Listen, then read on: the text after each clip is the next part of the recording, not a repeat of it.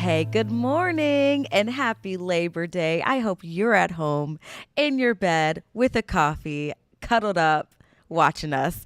Welcome to Breakfast with Bridgett. I'm Crystal Moyer filling in. Bridgett has the day off. But for the rest of us who are laboring, good morning. We have a lot to talk about today, including weather. Over the weekend, we had quite a lot of rain in some areas of downtown Orlando. Some cars got stuck, some areas flooded up to the waist.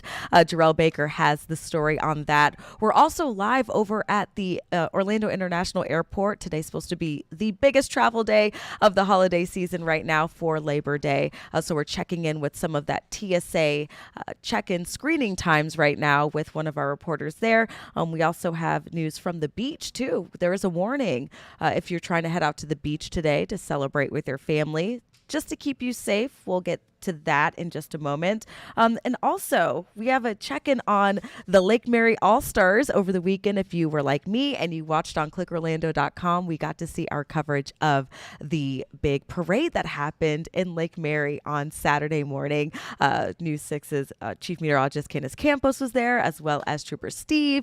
We had a ton of people from News 6 out covering that as well as Justin Wormuth, who actually got to be in the parade, which was really cool as well. And then we're going to talk about some giveaways with our insiders. You'll want to stay tuned for that. But starting off this morning, let's get to Chief Meteorologist Candace Campos with a look at our weather.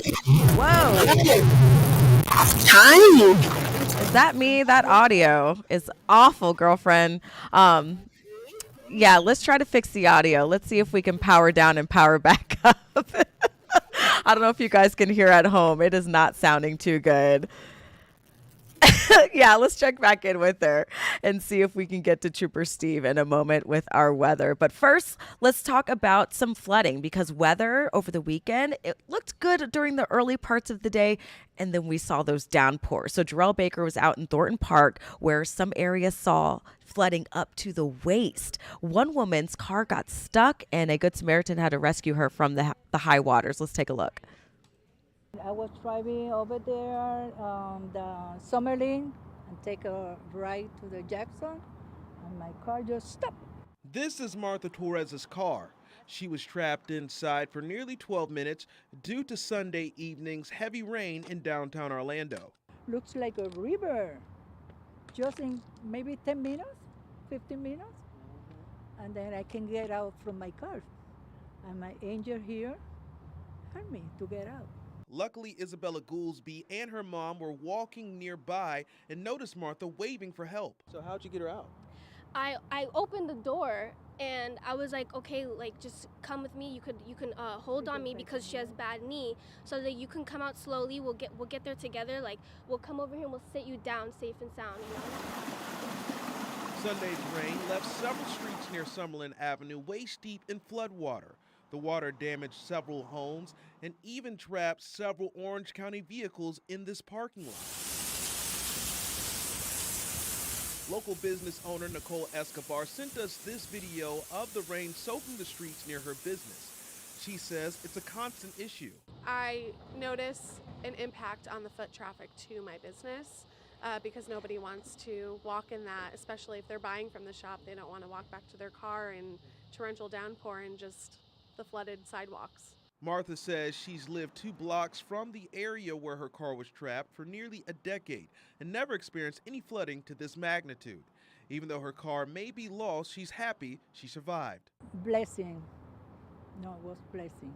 Let me tell you, because that situation is very scary and very bad. That's the first time that happened. I don't know what happened. Business owners and several people living in the area know the city started a project to fix sewer systems near East Robertson Street. They're hoping that the city can also fix problems in their area as well. In Orlando, Jarrell Baker getting results, News 6. I'm so glad someone was able to help that woman out. You know, the most important thing when you see flooding on the roadways is not to travel on them. Let's get to Chief Meteorologist Candace Campos. Let's see if her microphone is fixed. But when we are dealing with the rain, some areas are going to flood naturally. If you see high waters, avoid it. You don't want to drive through it, right? And do you hear me? I hear you. Fantastic. Sounds so much better than earlier. I'm on my phone, so there you go. You know that there's that silly saying that people think is dumb, but it's turn around, don't drown. You're like, I'm not really gonna drown in waist deep water. Well, Steve was like, yeah, you are. It's just you never know what you're driving into. That's that whole, you just don't know. There could be how many times we have roadways that if you look, there's all of a sudden this little divot and it goes down to an embankment. You just don't know, and that's the Yeah. hard part. So everybody was okay, and she had a good Samaritan there. But I mean, we racked up a lot of rain. Let me show you real quick. One of the graphics, I actually prepped it up here. You can see how much rain fell, and this was just. I know the Wow. top says past, wasn't within the last 6, but just where that rain fell for a few hours yesterday, we racked up 3.5, almost 6 inches of rainfall between Winter Park and downtown Orlando, like southern downtown Orlando there. Look how much rain, that bright red there. And when you start inundating roadways like that with 6 inches of rain in less than an hour, it's no surprise that you get record amounts of water coming down the roadway. Now, you notice there when Jarrell was doing the interview just a little bit after the flooding happened, there's no more flooding, right? So the problem is that you get all this moisture, you get all this rain, and the ground just can't absorb all of it that quickly. So you get that real short-term flooding, and that's exactly what we saw. That's what we call those flash flood warnings. That's why we dealt with that yesterday. Samara Kokinas was kind of highlighting all that yesterday in the evening shows. But now let's fast forward to your Labor Day. Happy Labor Day, everybody. Deep tropical moisture is back into the forecast this afternoon. Scattered downpours will be expected, our coverage up to about 70%. Feeling, though, like 100 to 105. So a very typical Labor Day is on tap.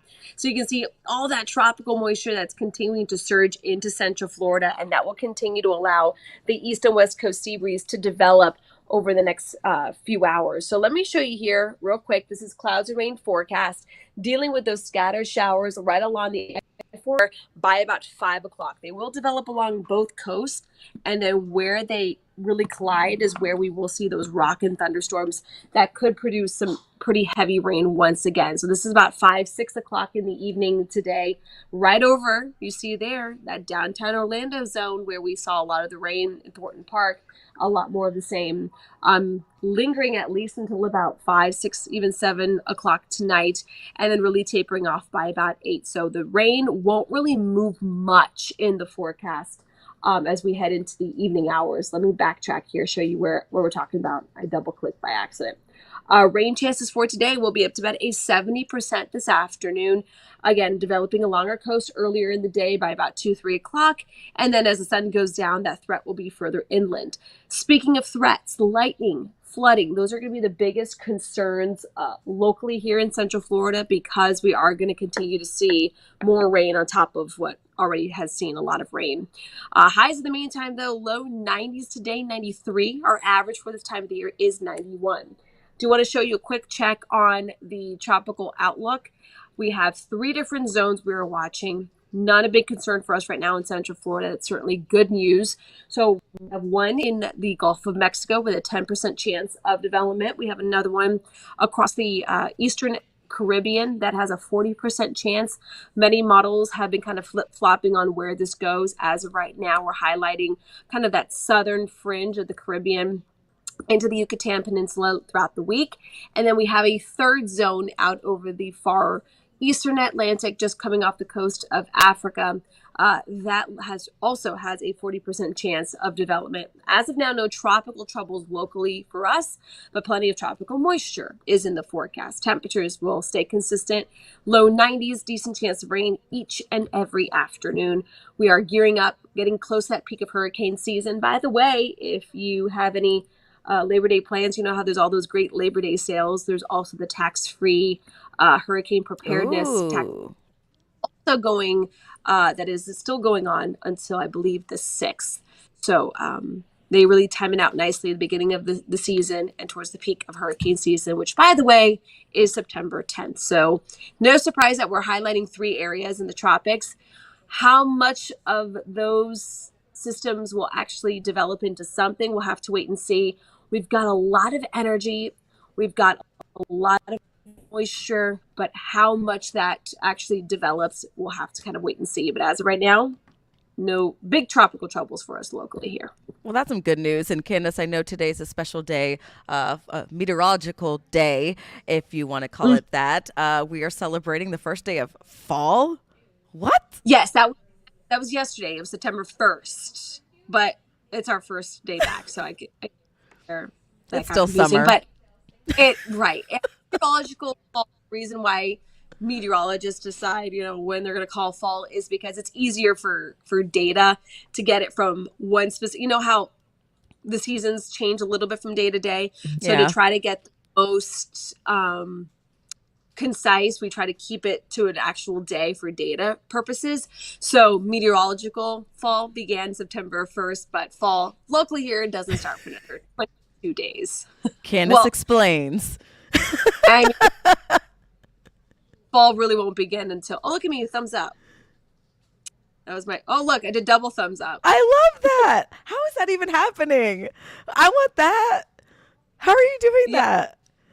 You can't do it on your iPhone, but I can do balloons. Hold on, balloons. Oh, no, it's confetti. That's so cool. Oh, okay. You're going to teach me how to do that. Candace will explain how to do that. So I know. I do this with my kids every month. I love this. Okay, Steve has a lot to live up to because when I come to him next, I'm expecting some of this. So let's go for it. All right. Thank you so much, Candace. We'll be checking back in with you on News 6 and, of course, News 6 at noon. Thank you so much.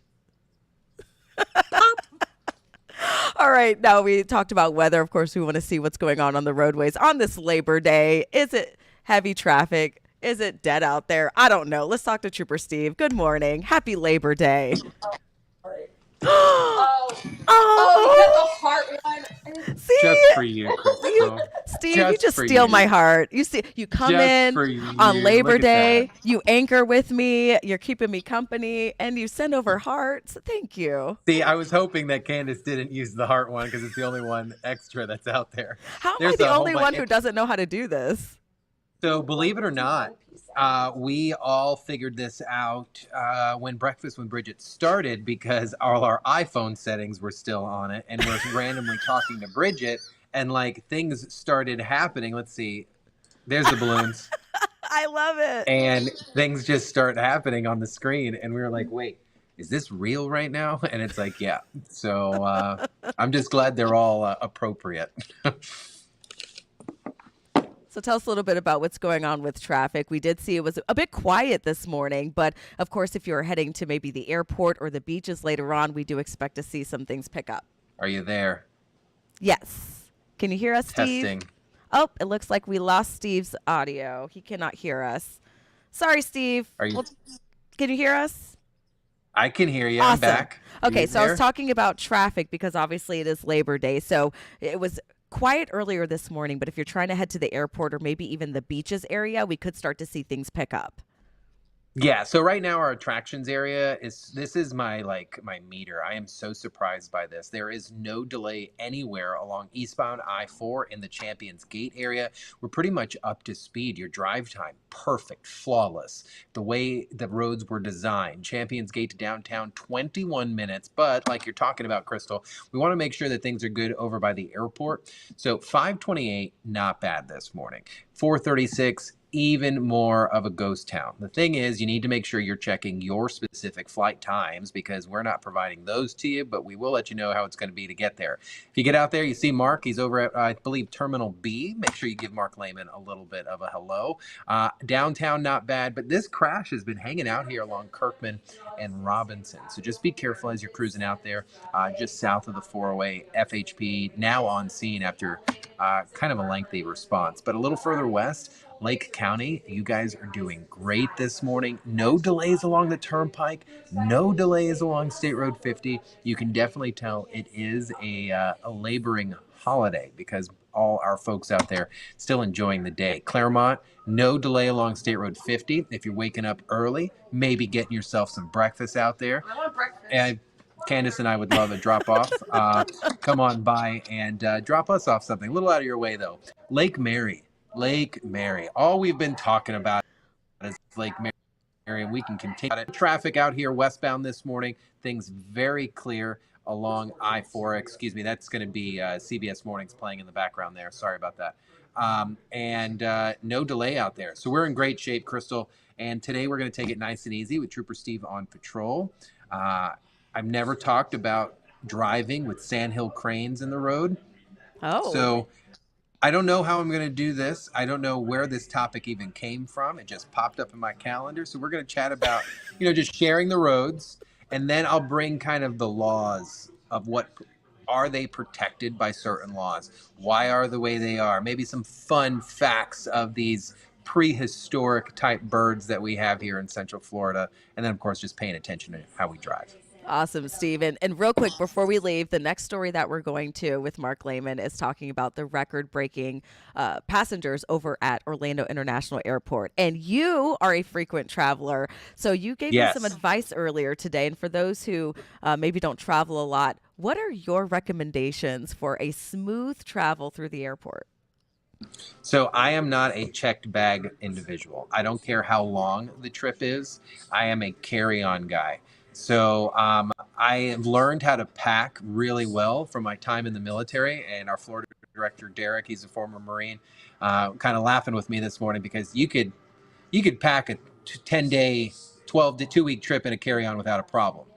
But it's just knowing how to do that and being so intentional. I go there with a little cross bag, my little man bag that I carry. Listen, if Indiana Jones could have one, Trooper Steve could have one. So I have my little man bag. It's got my necessities in there, and that's it. I never stress because it's just so out of your control. What can you control? What you bring with you. So I am such a minimalist when I travel. The wife thinks the same way. So it actually works out to our benefit because we're just two carry-on folks traveling the world. Saving time from having to go to that, checked baggage lane. It's like 2 extra hours you could save sometimes. But you can bring and then more people stuff. Are arguing. I don't need it. I don't need it. All right, thank you so much for those recommendations and advice. And your Merce, it's a man purse. It ain't a man bag. Hey, it's a Merce. It's a man bag, girl. It's a man bag. All right. Thank you so much, Trooper Steve. We'll see you at clickorlando.com for Trooper Steve on patrol. So we've been talking about the airport. Obviously, Labor Day travel has broken records. We've seen a lot of people go through TSA. Today, about 164,000 people expected to go through TSA, the largest of this travel period. News 6's Mark Lehman has been out there since the wee hours of the morning, checking with those TSA check times, and has more on travel at MCO. As the holiday weekend is wrapping up, things are going to be crowded at Orlando International Airport. Holidays are very packed and lots of people, so actually allow yourself more time. Around 900,000 people passing through the gates during the Labor Day travel period.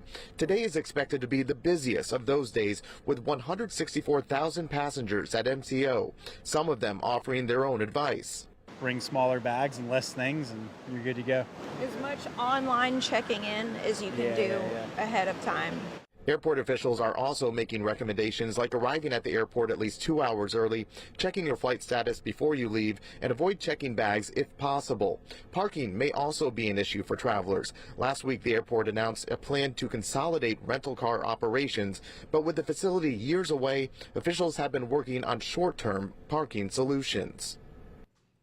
That was News 6's Mark Lehman from the Orlando International Airport. And if you're not traveling away or maybe heading home from Florida, maybe you live locally and you're planning on heading to the beach, local lifeguards have warnings for you as well with the dangerous potential of rip currents. If you've been out there over the weekend, you've seen those red flags flying. So News 6's Emily McLeod was out there in Volusia County over at the beaches and has more.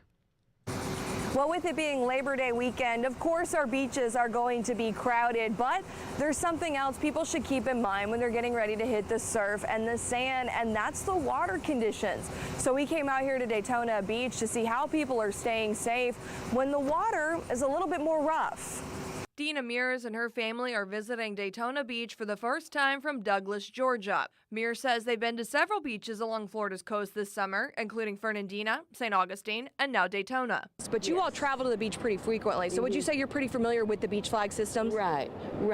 But because of our ages, and we've got a 1-year-old, most of our water time is between the ankle and the knee. Mears says they prefer to stay on land or shallow water when they visit the beach. We don't go out there. We watch other people and we think, oh, they need to come back in, because we've been in riptides before. And we just don't go out there. We enjoy just the edge of the water. According to the Volusia Beaches app, it was red flag conditions on Sunday. On the beach safety website, it says the daily beach flag warnings can be found on their base towers, each county beachfront park, all beach approaches, lifeguard stations, and the mobile app.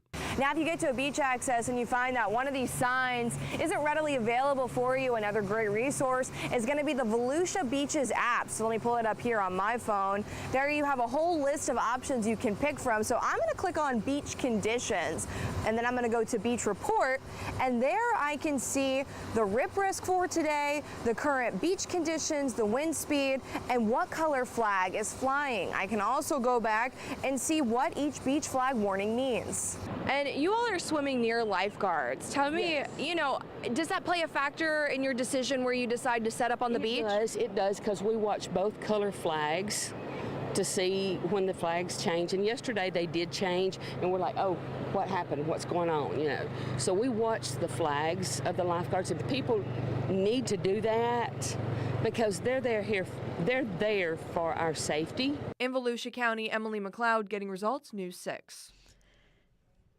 Important information there. Always swim near a lifeguard if you can. That's how you can be safe. They have their eyes on you. You have your eyes on them. So thank you so much, Emily, for that advice and on that app. Very helpful, valuable information there. All right. Again, I'm Krista Moyer. You're watching Breakfast with Bridget. We are going to take a short break, and we'll be right back with more on those Lake Mary All-Stars and a big parade they had over the weekend. Welcome back to Breakfast with Bridget. I'm Krista Moyer filling in. Bridget has the day off. You had to have been living under a rock to not know the big story that we've been following for weeks, and we are talking about the Lake Mary All-Stars. They have clinched the Little League World Series. It was just nail-biting games. We had our anchor Justin Warmoth out there covering it from day one. It was just an incredible moment to see these boys, after all their hard work, win the Little League World Series. So, you know, when they got home, we had to give them a special celebration. Lake Mary came together for a special parade. We had full coverage here on clickorlando.com and News 6. We had our talent out there, and if you missed it, here's a little piece of what happened.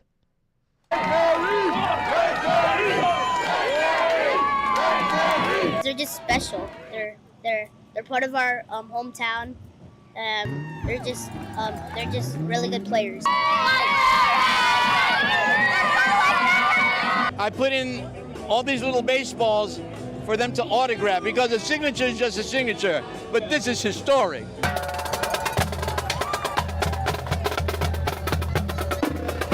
This is the MVP Taraj dance, okay? So nobody can do it better than him. Oh, okay. But I know a little bit. Close second. Okay, ready? Okay. So. Okay. Okay. To present your coaches and each of you with a key to the city of Lake Mary. It makes me feel proud that Florida can win it all out of all the other times that they lost. It gives my kids something to look forward to see that the hard work pays off, the work these boys put in, and that if they put in the same amount of work, that maybe they can accomplish with this too.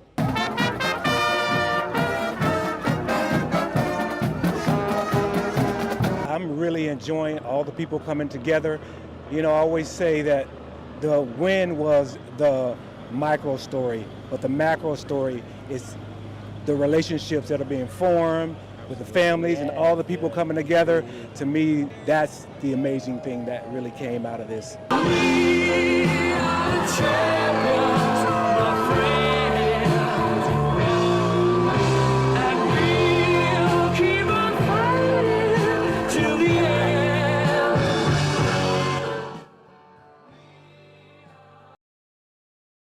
so proud of our Lake Mary All-Stars and just so excited that the community had an opportunity to come together and really give them the celebration that they deserve. All right.